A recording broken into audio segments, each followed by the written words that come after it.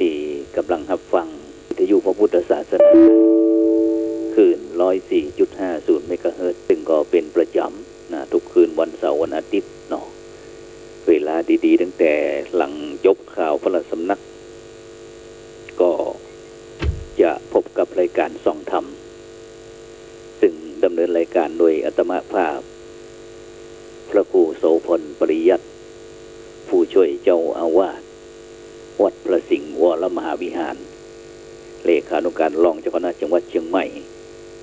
คณะกรรมการโครงการหมู่บ้านรักษาศีล5หนเหนือที่จะได้นำนานาสาระธรรมะขององค์พระสัมมาสัมพุทธเจ้ามามาจ๋ามาเอิญมากล่าวเพื่อเป็นกำลังอกกำลังใจให้กับบรรดาท่านผู้ฟังทุกคนได้คิดที่จะสู้กับการดำเนินชีวิตในยุคปัจจุบันนี้ซึ่งต้องกราบขอบพระคุณท่านอาจารย์พระครูสมุวิศวัตรวรกิจโจผู้อำนวยการสถานีคลื่น 104.50 เมกะเฮิรตซ์ท่านพระอาจารย์สมัครพร้อมตึงคณะทีมงานที่คอยเป็นธุระเป็นภาระกับผู้จัดเองได้อำนวยความสะดวกทุกสิ่งทุกอย่างซึ่งในค่ำคืนนี้ก็พบกันในคืนวันอาทิตย์ที่7 เดือนกุมภาพันธ์ปีพุทธศักราช 2564 แห่ม10 ค่ำเดือน5เหนือเดือน3ไต่ซึ่งก็กำเดียวก็ได้ปี2564เข้ามาย่างเข้าเดือนที่2ซึ่งก็บรรยากาศในช่วงนี้ก็พระอืดพระอมตามที่ตั้งกรมอุตุก็บอกว่าระหว่างวันที่7ที่8ที่9นี้ทางภาคเหนือของเฮานี่ก็ระมัดระวังเกี่ยวกับเรื่องฝนฟ้าคะนองซึ่งก็วันนี้ก็รู้สึกว่าอากาศนั้นก็จะร้อนสักหน่อยหนึ่งบรรยากาศที่วัดพระสิงห์วรมหาวิหารนี้ตอนนี้ก็อยู่ที่ประมาณสัก20กว่าๆนะเนาะประมาณนะเพราะว่ารู้สึกสัมผัสอากาศแล้วรู้สึกว่ามันร้อนก็อยากจะเปิดพัดลมเช่นเดียวกันแต่จะเปิดก็กลัวอันคอแห้งเนาะพัดลมจะเปิดพัดลมนี่กลัวคอแห้งประมาณช่วงนี้ก็24 องศาซึ่งบางพื้นที่นั้นก็อาจจะมีฝนตกพ่องฉะนั้นก็ตั้งแต่ค่ำคืนนี้เป็นต้นไปเนาะฝนก็จะตกฟ้าก็อาจจะห้องเดือน5หน้าแล้งลมแรงพัดช่อมะม่วงแล้วก็อาจจะเป็นพายุ เข้ามาก็ได้นะตอนนี้ก็ดอกมะม่วงดอกไม้นานาพันธุ์ต่างๆก็ตั้งดอกออกจ่อฉะนั้นก็จะเริ่มเห็นสักหน่อยก็จะเริ่มเข้าสู่ฤดูฝนละฉะนั้นก็จะได้ก็ตามบรรดาท่านผู้ฟังทั้งหลายในช่วงนี้ก็บอกควรที่จะประมาทในการดำเนินชีวิตเนาะเพราะว่าหับข่าวจากตั้งฝ่ายรัฐบาลหรือว่าผู้ที่รับผิดชอบกระทรวงสาธารณสุขเป็นก็บอกว่าในช่วงนี้นั้นก็ประเทศไทยของเขานั้นก็ยังมีการระบาดที่ยังน่าเป็นห่วงอยู่ฉะนั้นก็เฮาท่านทั้งหลายก็กาดอย่าตกเนาะเพราะว่าในการดำเนินชีวิตในปัจจุบันนี้ก็ต้องปรับเรื่องวิธีคิดโดยเฉพาะยุคสมัยก่อนนั้นเขาก็จะคิดอย่างตามใจก็คือไทยแท้ตามสบายแต่ในปัจจุบันนี้ก็บ่ได้ละเพราะว่าถ้าการป้องกันอย่างต่างถ้าเขาละรวมขึ้นมาก็อย่างที่ก่อนนั่นแหละก็จนทำให้ประเทศไทยเขาได้เสียโอกาสไปหนักหนาประปานฉะนั้นเขาก็ชีวิตการดำเนินชีวิตทุกวันนี้เขาก็ต้องใช้ความคิดใช้สติใช้ปัญญาเพราะว่าชีวิตการดำเนินชีวิตเขาจะคิดแบบไหนเพราะว่าจะคิดแบบวิทยาศาสตร์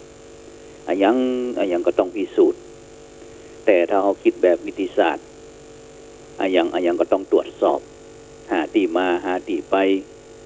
แต่ถ้าเขาคิดแบบรัฐศาสตร์ก็หาวิธีตึงปรับตึงจูนเข้าหากันโอนอ่อนผ่อนปลนบ่ตรงจนเกินไปบ่ตึงเกินไปแล้วก็บ่ลื่นไหลไปตามกระแสไม่ใช่ว่าพวกมากลากไปมีอำนาจวาสนาแล้วก็ปาดท่อนบ่สนใจไฟทีนี้ก็บ่ได้เช่นเดียวกันแล้วคิดแถมอย่างก็คือคิดแบบสัง มศาสตร์ก็คือสังคมจะต้องเกื้อกูล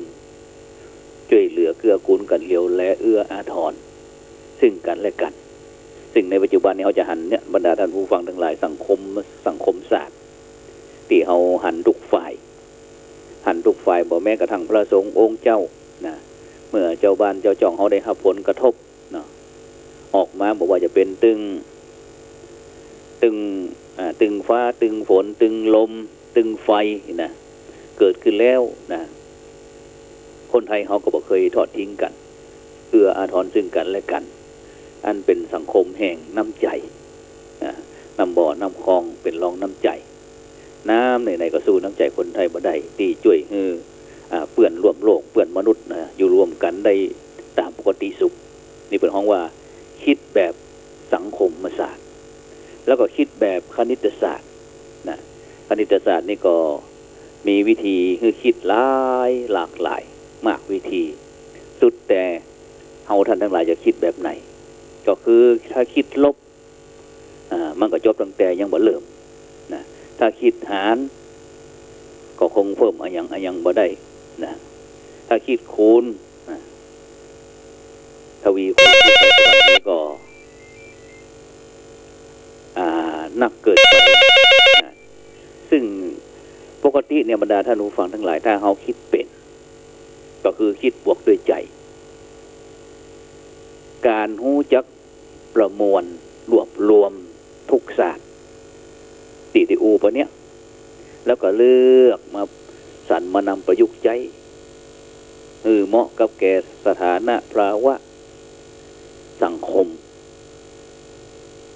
สถานการณ์ซึ่งคิดแบบนี้เป็นห้องว่าคิดแบบพุทธศาสตร์ซึ่งเหมาะสมกับมนุษย์ทุกผู้ทุกคนจะจันวรรณะศาสนาแล้วก็เป็นไปตามหลักแห่งมนุษยศาสตร์เพราะฉะนั้นเนี่ยบรรดาท่านผู้ฟังทั้งหลายชีวิต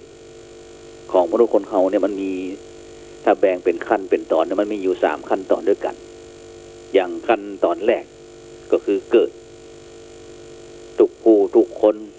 ก็เกิดเช่นเดียวกันเสมอกันเหมือนกันก็คือกันง่ายๆก็คือมาตั้งแต่ตัวล่อนจ้อนบ่มีสมบัติพัสถานติดตัวมาแม้แต่จินเดียวเสื้อผ้าอาภรณ์ชื่อเสียงเรียงนามทรัพย์สมบัติเงินทองบ้านนาป่าตั้งไร่นาป่าตั้งก็บ่มีนี่เป็นห้องว่าขั้นแรกก็คือเสมอก็คือความการเกิดเหมือนกันหมดเพราะว่าเป็นจันไหนก็ตามเป็นพระสงฆ์องค์เจ้าฟ้าเจ้าแผ่นดินเศรษฐีมั่งมีสีสุขยาจกยากไร้เหมือนกันหมดก็คือแรกเกิดเสมอกันเกิดเหมือนกันบ่มีสักสิ่งสักอย่างส่วนขั้นที่2เป็นของขั้นเริ่มสมมุติขั้นเริ่มสมมุตินี่ก็คือมีสมมุติต่างๆบอกว่าชื่อนั้นชื่อนี้ชื่อนายกชื่อนายขอชื่อสันนี่ ชื่อเมืองอุ้ยเอ้ยอุ้ยคำอุ้ยแก้วอุ้ยโอ่งอุ้ยหมาอุ้ยแมวอุ้ยควายนี่ชื่อแล้วก็นามสกุลนามสกุลอย่างเนี้ยนั้นอย่างนามสกุลนี้ณเมืองแป้นะ นามสกุลนี้แล้วก็ยศถาบรรดาศักดิ์อย่างนั้นอย่างนี้ตามที่เฮาท่านทั้งหลายได้ฮู้ได้ทราบกันมานี่เป็นห้องว่าเริ่มสมมุติส่วนขั้นที่3ขั้นตระหนักประจักษ์ความจริงมีความซึมซาบในสัจธรรมว่าชีวิตแท้จริงแล้วเป็นอะไรเป็นเช่นไรจะได้บ่หลงไหลยึดติดในสมมุตินั้นหูจักใจลาภใจยศสิ่งสมมุตินั้นเพื่อที่จะช่วยกันสร้างประโยชน์ช่วยเหลือเกื้อกูลคนอื่นพ้นจากทุกข์พบแต่สันติสุขพอใจไปเพื่อที่จะกอบจะโกยเอารัดเอาเปรียบโกงกิน เบียดเบียนเอารัดเอาเปรียบนะก่อตุกใจฮือแก่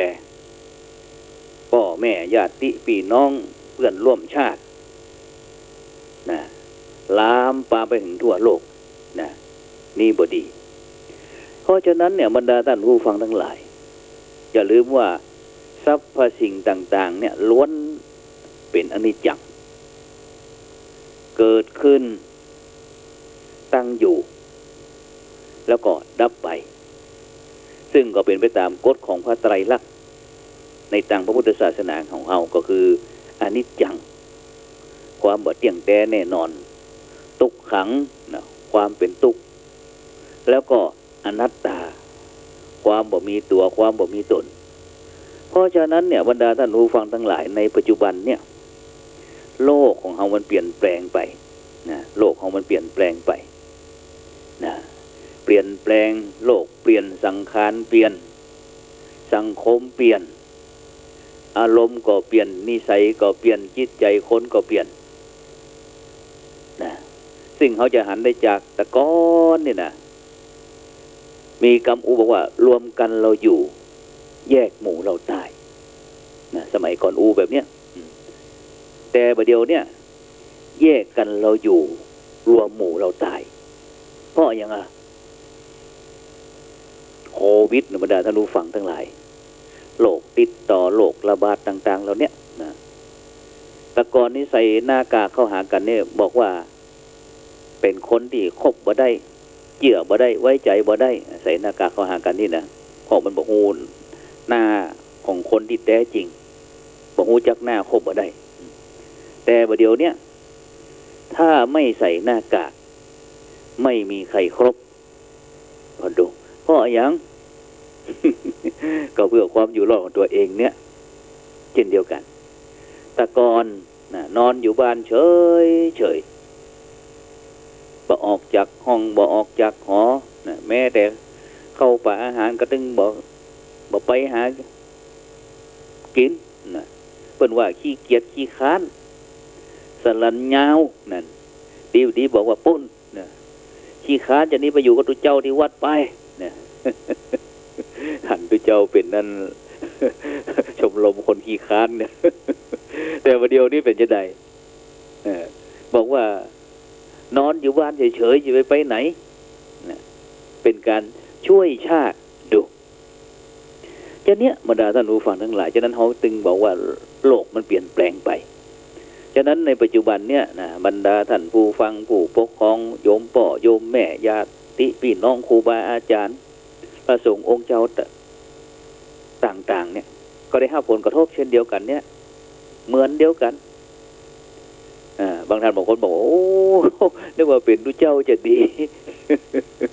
สู้คนบ้านบ่ได้บ่ว่านะ เพราะอย่างอายุ60ก็ได้600 70ก็700 80ก็800 90ปันหนึ่งบ่ว่านะ เป็นตุเจ้านี่ไม่ได้กำลังแจกสตังค์กันเพลินไปเพลินมาบรรดาท่านผู้ฟังทั้งหลายพอบอกกี่วันที่ผ่านมานี้ปากโทษห้องจะเอาสตังค์คืน บอกอุ้ยนั้นแบบอุ้ยนี่ไม่มีสิทธิ์รับซ้ำซ้อนบอกว่าต้องคืนสตังค์ให้กับแผ่นดินด้วยนะเพราะของแผ่นดินตกน้ำไม่ไหลตกไฟไม่ไหม้แต่ถ้าตกใส่กระเป๋าของพวกท่านแล้วไม่เป็นไรดีเนี่ยจะนี้เป็นต้นเพราะฉะนั้นเนี่ยบรรดาท่านผู้ฟังทั้งหลายนะในทางพุทธศาสนาเป็นอย่างไรดีเป็นจะใดเนี่ยจะใดบ่ดีเนี่ยบางครั้งอย่างคือดีอย่างคือบ่ดีเนี่ยเพราะฉะนั้นเนี่ยบรรดาท่านผู้ฟังทั้งหลายโดยเฉพาะการเป็นผู้นำชุมชนสังคมประเทศชาติหรือว่าเป็นผู้นำของโลกปัจจุบันเนี่ยเป็นผู้นำเนี่ยจะต้องมีความเสียสละเป็นพระ นิ่งๆนะพุทโธพุทโธนะสัมมาละหังนะแต่ถ้าไปเป็นอันสู่พระที่พี่น้องบ้านใกล้เรือนเคียงมาได้เด้อนะบางครั้งเนี่ยความจริงมันต้องมาล็อกชีวิตของพระเนี่ยพระเนี่ยเป็นผู้ที่มีอิสระเป็นอิสระจากการครอบครองต่างๆบรรดาท่านผู้ฟังทั้งหลาย แต่ในบ้านในเมืองเขานี่แปลกนะแต่เวลาอันตัวเจ้าไปเกณฑ์ทหารนี่ปัดท่อนะเกณฑ์ตัวเจ้าไปเกณฑ์ทหารนะแต่เวลาแต่ก่อนนี้ให้จะหันนั้นบรรดาพระหนุ่มเล็กน้อยไปอยู่ห้องวัดหันนั้นพระสงฆ์องค์เจ้าที่ไปต่างประเทศขับรถในไทยก็อยากจะขับในบ้านเมืองก็บอกขับบ่ได้ มันบ่เหมาะกับสมณะสาลูกหนูเนี่ยฉะนั้นเป็นพระประเทศไทยจะต้องรู้จักนิ่งเป็นแม่ยิงก็ต้องรู้จักเนียมนะเนียมหนึ่งเนียมอายนะบรรดาท่านผู้ฟังทั้งหลายนะต้องรู้จักหักตัวสงวนตัวนะเป็นคนจนต้องรู้เจียมนะรู้จักเจียมเป็นเปื้อนต้องรู้จักมีน้ำใจนะจึงจะเป็นเปื้อนที่ดีเป็นผู้นำนะถ้าบ่มีความเสียสละเป็นพระบ่ฮู้จักนิ่งเป็นแม่หญิงบ่ฮู้จักเนียมคนจนบ่ฮู้จักเจียมเป็นเปื้อนบ่ฮู้จักมีน้ำใจนะเป็นแล้วมันก็บ่ดีนะบ่ดีแต่ดีๆเขาก็ว่าเป็นผู้นำเนี่ยต้องมีความเสียสละเป็นแม่หญิงก็ต้องรู้จักเนียมอายนั่นนะเป็นคนจนก็ต้องรู้จักเจียมนี่นะเป็นเปื้อนก็ต้องรู้จักมีน้ำใจจึงจะเป็นแล้วดีเพราะฉะนั้นเนี่ยบรรดาท่านผู้ฟังทั้งหลายในปัจจุบันเนี่ยคนไทยเขานี่ชอบนะชอบทำคุณงามความดีสร้างบุญสร้างกุศลสร้างบารมีเพราะอะไรยังเพราะว่าทำดีแล้วเนี่ยมันมีความสุขนะทำดีแล้วมันมีความสุขเพราะว่าทำดีแล้วเนี่ยมันสบายใจทำใจได้สบายใจดีนะเมื่อปล่อยนะใจก็จะว่างเมื่อวางใจก็จะเป็นสุขบ่ปล่อยใจจึงทุกข์นะบ่สุขเพราะไม่ว่างเพราะฉะนั้นเนี่ยบรรดาท่านผู้ฟังทั้งหลายวิธีการคิดในยุคปัจจุบันเนี่ยเมื่อ50 ปีก่อนนี้จะบ่ได้ละอย่าเอามาคิดแบบสมัยก่อนนั่นนะฉะนั้นเพราะว่าจะเป็นวิธีคิดวิธีการที่เขาจะคบค้าสมาคมกับคนที่มากหน้าหลายตาผลประโยชน์นะสมัยก่อนนี่เขาจะหันอาชีพสมัยก่อนนี่ถ้าเป็นพระสงฆ์องค์เจ้าศึกขาลาเพศไปปัดทอกตัวหนังสืองามนี่นะเพิ่นเอาไปเขียนโปสเตอร์ปน้อยปนานนี่นะเวลามีการงานอย่างต่างๆเนี่ยเขียนป้ายเขียนบอร์ดแม่นหมดนะของไอ้น้อยไอ้หนานลุงน้อยลุงหนานหมดอ่ะพ่ออาจารย์แต่ในปัจจุบันนี่บัดโทษนะบ่มีแล้วการเขียนป้ายเขียนโปสเตอร์อย่างต่างแต่ก่อนนี่เขาเป็นละอ่อนนี่เวลาจะมีหนังมีลำวงดนตรีอย่างต่างนี่มีงานยกงานบุญงานกุศลต่างๆก็จะเขียนโปสเตอร์ด้วยนะแต่บ่มีแล้วประเดี๋ยวนี้หาไปได้เลยนะต้องไวนิวนะใจเขี่ยงชายนะฉะนั้นเนี่ยบรรดาท่านผู้ฟังทั้งหลายวิธีคิดวิธีการที่เขาจะคบเนี่ยมันจำเป็นคบกันด้วยผลประโยชน์นะผลประโยชน์ก็บ่มีก็เลิกคบถ้าเขาคบกันด้วยบารมีนะมีบุญญาบารมีหมดก็ล้มเลิกเขาคบกันด้วยอำนาจหมดนะมันก็ทิ้งมันก็ขว้างนะคบกันด้วยความพิศวาสนะหมดความพิศวาสแล้วก็เจ็บปวดนะคบกันด้วยใจด้วยน้ำใจไมตรีมิตรภาพนะจึงจะเป็นอมตะตลอดกาลมิตรภาพเนี่ยถึงบ่มีราคาแต่มันมีค่ากว่าสิ่งใดๆเพราะฉะนั้นเนี่ยบรรดาท่านผู้ฟังทั้งหลายจึงอยากจะเป็นกำลังใจกับบรรดาท่านผู้ฟังทั้งหลายเนี่ยต่อสู้ปัญหาอุปสรรคต่างๆมันสร้างคุณงามความดีนะเพราะว่าความดีเล็กๆที่ทำไปเมินๆนานๆท้ายที่สุดก็อาจสร้างปาฏิหาริย์ชีวิตได้เพราะฉะนั้นเนี่ยบรรดาท่านผู้ฟังทั้งหลายในปัจจุบันนี้นะเดินทางไปไหนท่านพระครูตู้ อาจารย์มีสตังค์ก็ยืมจิมลูก ไปยังใดโอ้นึกว่าตัวเจ้านี่เป็นนายธนาคารว่าจะได้นะธ ความจริงมันเป็นมาดดีทีเหลวบรรดาท่านผู้ฟังทั้งหลาย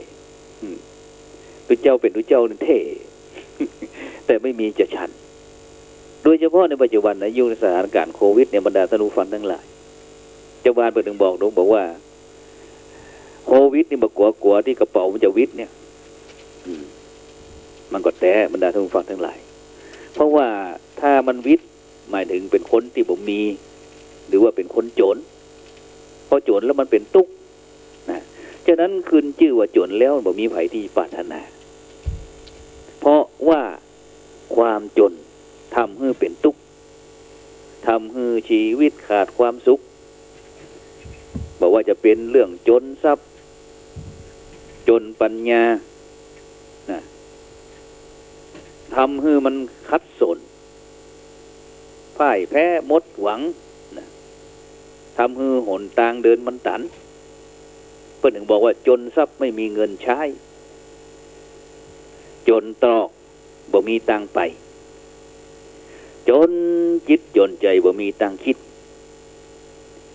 จนแต้มบ่มีตังเดินจนมุมไม่มีทางหนีนะฉะนั้นดังที่พระบาลีเป็นว่าทลิตที่ยังทุกขังโลเกความจนเป็นทุกข์ในโลกโดยเฉพาะเรื่องการจนทรัพย์เนี่ย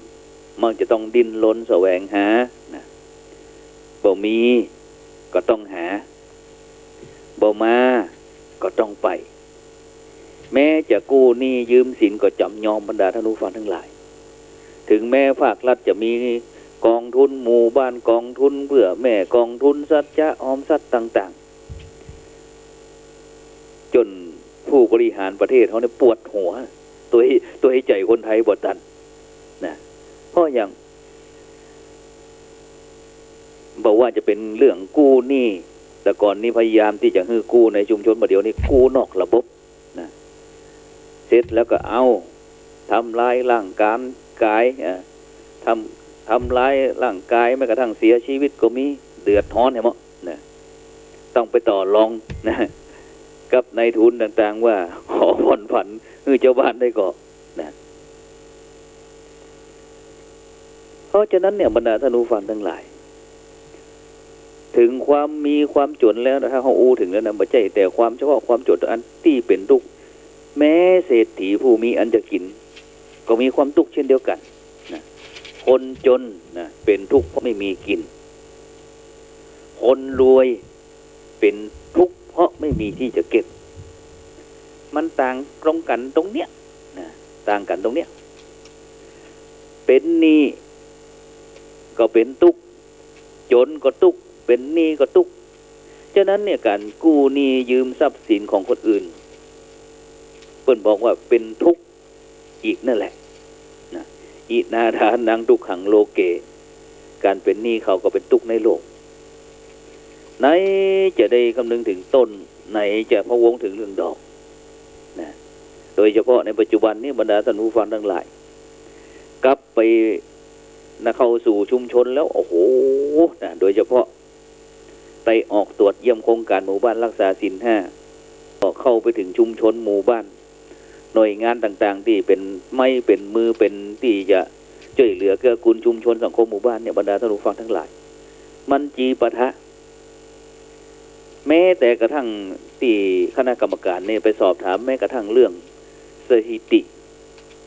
คดีความต่างๆบอกว่าเป็นอาชญากรรมยาเสพติดนะเรื่องเพศก่อนวัยก็อย่างต่างๆเราเนี่ยบรรดาท่านผู้ฟังทั้งหลายนะโดยมีหน่วยงานองค์กรต่างๆนะมีวัดเป็นต้นมีชุมชนเป็นรองได้ช่วยเหลือเกื้อกูลกันที่จะพัฒนามีระบบระเบียบเข้ามาฉะนั้นเนี่ยถ้าเราเป็นหนี้เป็นสินก็เราพะวงหน้าพะวงหลังพะวงดอกบ่มีจะคืนนะอย่างวันก่อนน้ำปัดโทเผาบ้านยายไปเลยแต่ว่านี่ก็สาวถ่อมนะถูกกลุ่มนะ